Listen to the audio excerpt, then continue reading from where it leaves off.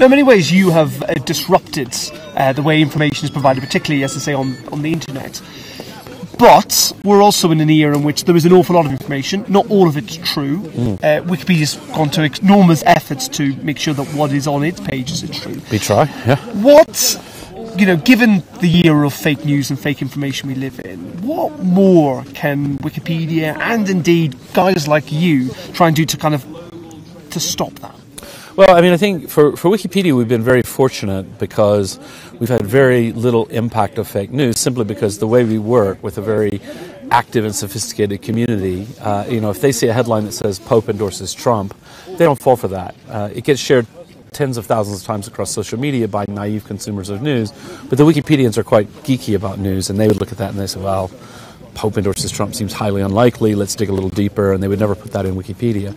I think that it's a tough problem for platforms like Twitter and Facebook.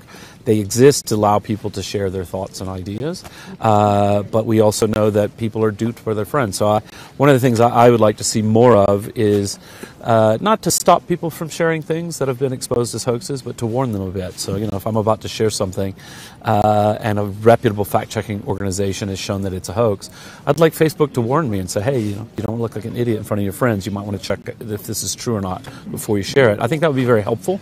And isn't this particularly potent or important, given we've got elections on this continent, EU-wide elections in the next couple of months, and the fear is that yet again that fake news could have a negative influence? I think it's crucially important, and I think it's something we should all be aware of.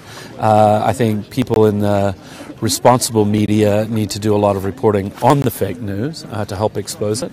I think the platforms need to do everything they can to try to communicate, educate people.